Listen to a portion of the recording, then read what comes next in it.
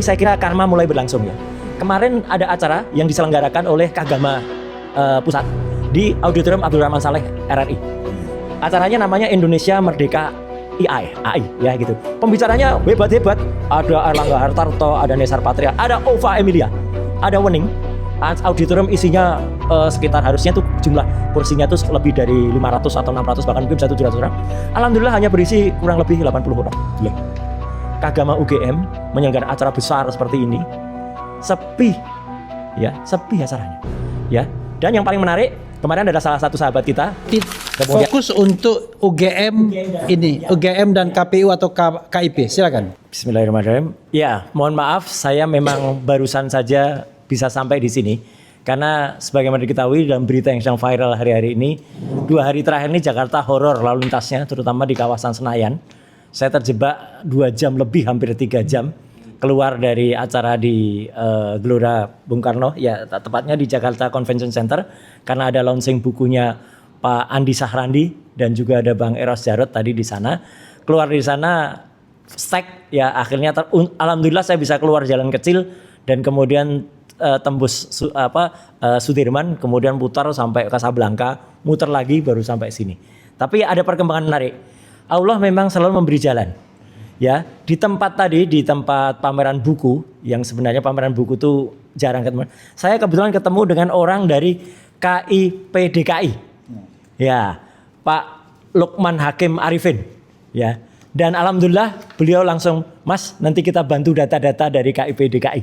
Ya, jadi artinya ini alhamdulillah kita ketemu dan nanti dari KIP DKI yang suratnya ada, secara resmi ada, tapi secara personal nanti akan kita dorong. Ada hal lain yang sedikit menarik ya, Bang Refli dan juga Bang Pak Abdul Al-Katiri ya. Kemarin itu ada, ini saya kira karma mulai berlangsung ya. Kemarin ada acara yang diselenggarakan oleh Kagama Pusat di Auditorium Abdul Rahman Saleh RRI. Acaranya namanya Indonesia Merdeka AI ya gitu. Pembicaranya hebat-hebat. Ada Erlangga Hartarto, ada Nesar Patria, ada Ova Emilia, ada Wening. Auditorium isinya sekitar harusnya tuh jumlah kursinya tuh lebih dari 500 atau 600 bahkan mungkin bisa 700 orang. Alhamdulillah hanya berisi kurang lebih 80 orang. Kagama UGM menyelenggarakan acara besar seperti ini sepi acaranya ya. Dan yang paling menarik kemarin ada salah satu sahabat kita, tapi ada perkembangan menarik. Allah memang selalu memberi jalan ya. Di tempat pameran buku yang sebenarnya pameran buku itu jarang ketemu. Saya kebetulan ketemu dengan orang dari KIP DKI ya, Pak Lukman Hakim Arifin ya. Dan alhamdulillah beliau langsung, "Mas, nanti kita bantu data-data dari KIP DKI." Ya, jadi artinya ini alhamdulillah kita ketemu dan nanti dari KIP DKI yang suratnya ada, secara resmi ada, tapi secara personal nanti akan kita dorong. Ada hal lain yang sedikit menarik ya, Bang Refli dan juga Bang Pak Abdul Al-Katiri ya. Kemarin itu ada, ini saya kira karma mulai berlangsung ya. Kemarin ada acara yang diselenggarakan oleh Kagama Pusat di Auditorium Abdul Rahman Saleh RRI. Acaranya namanya Indonesia Merdeka AI ya gitu. Pembicaranya hebat-hebat. Ada Erlangga Hartarto, ada Nesar Patria, ada Ova Emilia, ada Wening. Auditorium isinya sekitar harusnya tuh jumlah kursinya tuh lebih dari 500 atau 600 bahkan mungkin bisa 700 orang. Alhamdulillah hanya berisi kurang lebih 80 orang. Kagama UGM menyelenggarakan acara besar seperti ini sepi acaranya ya. Dan yang paling menarik kemarin ada salah satu sahabat kita kemudian ketemu ketemu Bu Rektor ya, Bu Ova Amelia. Dan meskipun itu secara didadak ya Bang Rizwan, tapi Bu Ova diajak podcast oleh Michael Sinaga. Dia ya siap. Jadi kita tunggu nanti. Ya, kalau jadi podcast benar kalau berani ya, gitu. Kita akan undang juga Bang Respon, saya gitu ya, untuk ngajak Bu Ova Emilia untuk podcast ya bersama. Nih, saya nggak bohong ya, saya nggak omon-omon. Buktinya orang yang ada di dalam hadir kemarin tuh cuman segelintir ekor segini nih, ya gitu. Dari ruang yang sangat luas, isinya cuman nggak lebih dari 80 orang, ya. Padahal nih sedih saya. Selaku anggota Kagama saya melihat kayak gini dan dulu pernah menjadi Dewan Pakar Kagama, melihat acara resmi kayak gini kok kasihan sekali Mas Refli. Jadi ini akibat dari itu tadi yang ceritakan Bang Respon, mulai ketidakpercayaan ya internal UGM sendiri terhadap acaranya sendiri. Jadi kita tetap jalan teman-teman, dan kalau ada yang mengatakan tuh udah kehabisan akal untuk mengejar-ngejar ijazahnya Jokowi, sama sekali enggak. Kita justru masuk ke syarat-syarat yang sangat-sangat telak sekarang ya, mulai muncul di Komisi Indonesia KPUD DKI, kemudian juga ke Komisi Informasi DKI dan juga ke tempat-tempat lain. Jadi insya Allah tunggu saja beberapa data-data krusial yang akan kita lakukan, meskipun kita sedang juga mencari atau bukan mencari ya, sebenarnya kita sudah menemukan kemarin jawaban dari Pak Menteri melalui WA ke saya tuh sebenarnya luar biasa bagus sekali ya. Gitu. Jadi cuman sebaiknya memang Bang Respon kita juga semuanya akan melakukan prosedur surat. Jadi surat resmi kita masukkan, terus kita tunggu karena Pak Menteri udah akan berjanji akan menerima kita juga. Ya gitu. Jadi kalau itu diterima bagus, untuk anaknya juga akan kita proses, tapi bapaknya juga tetap kita lakukan. Dan terima kasih sekali lagi semuanya untuk yang sudah membaca, membeli buku Jokowi White Paper. Saya kira itu aja dulu Bang Refli yang bisa saya sampaikan. Terima kasih. Iya, kita sudahi dulu ya klaster kedua, bicara mengenai penggalian informasi. Nah, ini klaster terakhir, ada tambahan? KPU, silakan. Ada tambahan untuk klaster kedua nih. Ya. Terima kasih, kami lanjutkan. Memang belum disinggung soal KPU, bahwa tiga KPU kami mengajukan permintaan untuk ijazah dan data-data, yaitu KPU Surakarta, Jakarta dan Pusat. Tetapi yang menjawab pada kami tanggal 22 September adalah Komisi Pemilihan Umum Provinsi Daerah Khusus Jakarta, DKI. Yang mana di dalam ini suratnya ya. Ya, yang saya agak heran kemarin ketentuan KPU nomor 73125 itu kan dibatalkan. Tetapi di dalam surat menjawab kami itu menggunakan rujukan-rujukan yang digunakan di surat keputusan yang dibatalkan itu gitu. Tapi di sini tetap bertahan bahwa menyatakan bahwa data itu tetap data pribadi.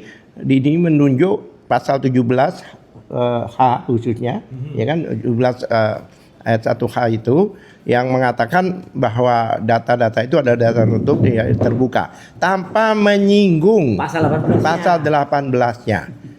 Nah, ini kan menarik. Makanya saya katakan masa KPU sebagai suatu lembaga yang tertinggi termasuk di negara ini dan dipercaya untuk menangani masalah pemilu dan sebagainya di Indonesia ini tidak paham membaca undang-undang. Jadi parsial undang-undang di situ. Bahkan kemarin di dalam pencabutan atau pembatalan keputusan KPU yang nomor 731 itu dia hanya merujuk pada dapat dibuka asal mendapatkan izin dari yang bersangkutan. Dia hanya menggunakan satu klausula itu. Padahal di dalam ketentuan pasal 18 ayat 2 itu ada dua ketentuan. Selain itu, dan itu adalah ketentuan alternatif, bukan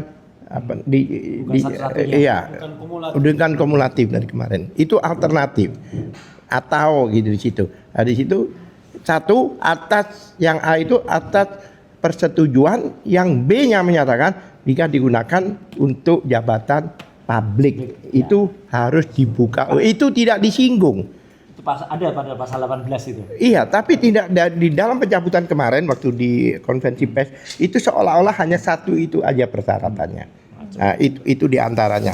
Kalau boleh saya bacakan sedikit ya, karena ini penting apa adanya jawaban dari KPU itu. Di sini substansinya aja ya. Berdasarkan hal sebagaimana tersebut di atas, sampaikan hal-hal sebagai berikut. Berdasarkan pasal 17 huruf H Undang-Undang Nomor 14 Tahun 2008 tentang keterbukaan informasi publik dan Peraturan KPU Nomor 22 Tahun 2000 tentang pengelolaan data pelayanan informasi publik di Komisi Pemilihan Umum, Komisi Pemilihan Umum Provinsi dan Komisi Pemilihan Umum Kabupaten Kota bagaimana telah diubah dengan Peraturan KPU Nomor 11 Tahun 2024. Dokumen pendaftaran calon berupa ijazah merupakan informasi publik yang dikecualikan karena kandungan informasi dalam ijazah tersebut merupakan rahasia pribadi yang berisi kegiatan satuan pendidikan formal dan informal seseorang. Itu memang disebutkan di 17H itu.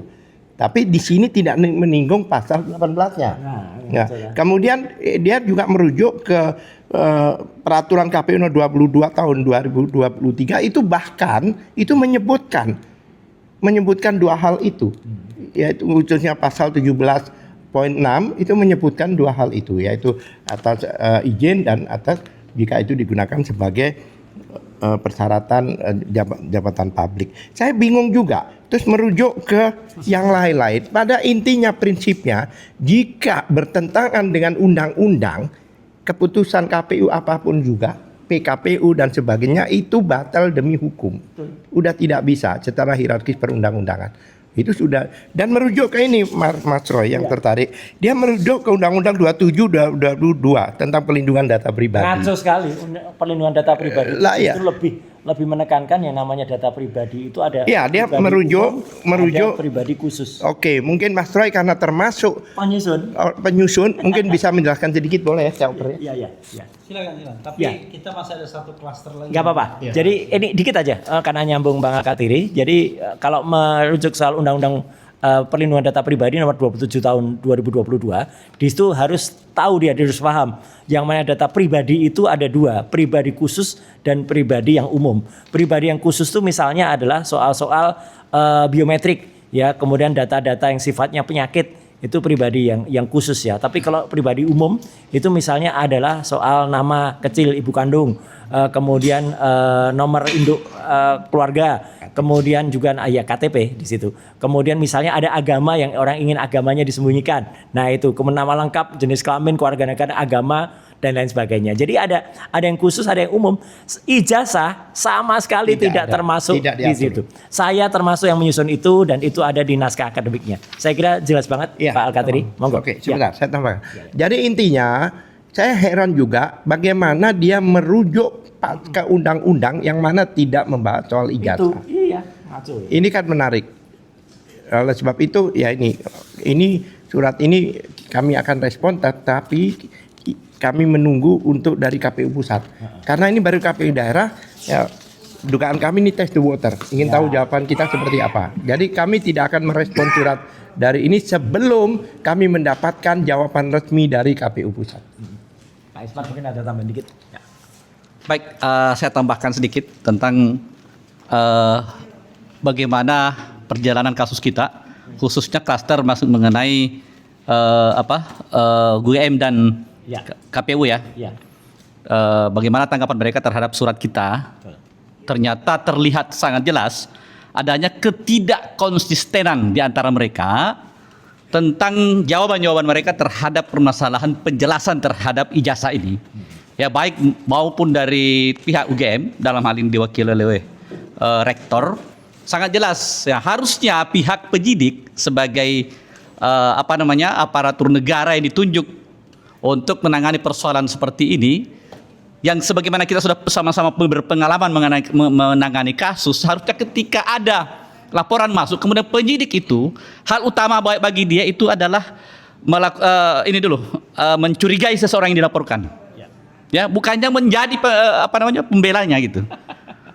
Ya, sebagaimana jelas bahwa kalau kita runut dari awal, melihat mungkin bisa direkonstruksi secara psikologis bagaimana terlapor tersebut. Oh, ternyata dia adalah sering melakukan kebohongan-kebohongan. Itu tidak terbantahkan oleh siapapun. Jelas.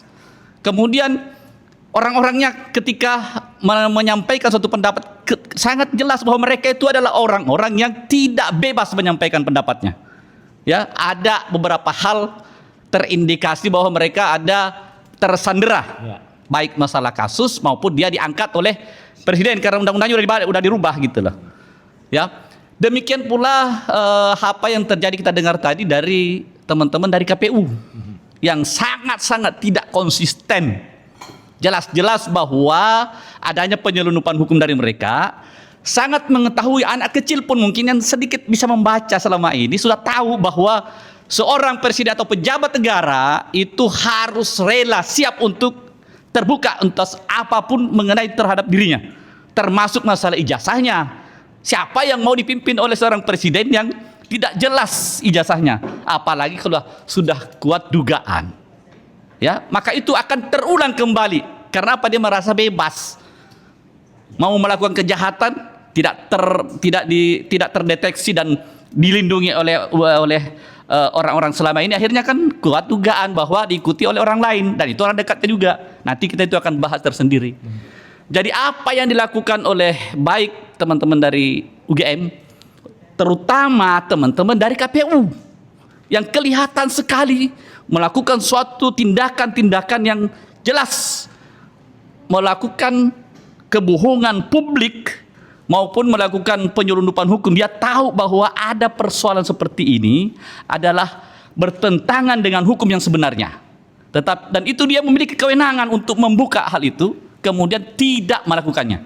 Nah, hal-hal ini kita juga akan melakukan tindakan langkah-langkah hukum. Yang ini kita sudah bersurat ini, ya, sudah dijawab oleh mereka, sudah menjadi suatu bukti awal bahwa mereka melakukan suatu tindakan tidak sesuai dengan aturan hukum yang ada. Maka untuk masalah ini kita akan mungkin menindaklanjutinya ke KIP ya, untuk dilakukan persidangan, ya, pelaporan terhadap diri mereka. Kemudian untuk persoalan ini pidananya kita sesegera mungkin, ya, meminta kepada para aparatur negara untuk betul-betul menegakkan hukum. Kalau memang masih ada indikasi bahwa penyidik tidak berani, kita minta kepada Bapak Presiden untuk membentuk tim TGPF untuk khusus masalah ijazah ini, karena ini sangat berdampak buruk buat bangsa Indonesia, sangat merugikan buat kita semua. Ya, jadi kita dari tim hukum, insya Allah tidak akan pernah gentar untuk sampai kapanpun kita akan meminta untuk penegakan hukum terhadap kasus ini. Demikian dari saya. Barakallahu fiik. Terima kasih. Saya mau minta Dr. Tiva wrap up sekaligus menyinggung klaster terakhir soal DPR dan kemudian upaya ke fraksi-fraksi yang kelihatannya for the time being belum berhasil kayaknya. Oke, silakan Dr. Tiva. Baik, terima kasih. Saya akan wrap up apa yang tadi sudah kami semua sampaikan. Pertama adalah dari sisi hukum, kita akan terus, ya, bersama dengan tim kuasa hukum kami, tim pembela penegak keadilan dan tim kami, kuasa hukum kami, maka kita akan terus mengejar persoalan kejanggalan-kejanggalan dari hasil gelar perkara khusus. Kita akan terus kejar dan ini sudah dinotis oleh Irwasum sehingga kita berbesar hati untuk ini nanti akan menjadi sebuah masalah. Dan kami juga sudah melakukan pengiriman surat kepada Presiden Prabowo Subianto terkait dengan permohonan izin untuk membuka dokumen, dari mana itu semua juga sudah sesuai dengan undang-undang. Dan kemudian juga kami akan terus membuka dokumen-dokumen yang sudah disampaikan oleh pihak UGM, ya, karena ini juga sekali lagi ketika kami bersurat, kemudian kami mendapatkan jawaban surat, justru malah menambah lagi kejanggalan-kejanggalan.